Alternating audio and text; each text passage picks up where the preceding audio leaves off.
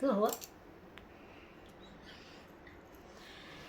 अरे कान है कुदरिया हो बाबा काख तो हो चंगेलिया।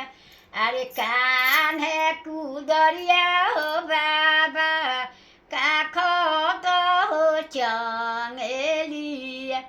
अरे चलो ना कवन हो दुल्हा जरिया रे कोराना।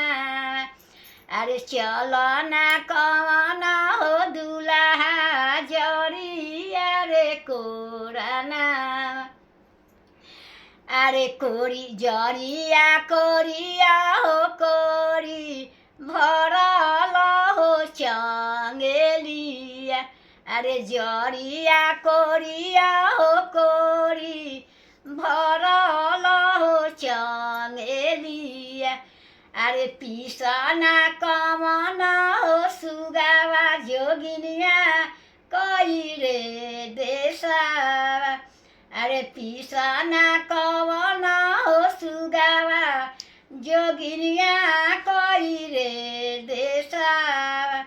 अरे पिसिया पिसिया हो प्रभुजी भरनी हो कटोरा।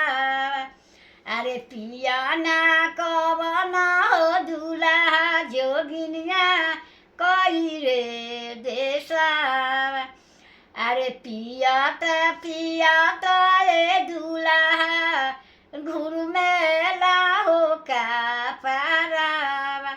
अरे पियात ए सुगावा घुरमेला हो का पारावा। फिर वो गावे नहीं थी का कहला कोहबर के। अभी दूगो और बाकी बा कौन कौन गावे।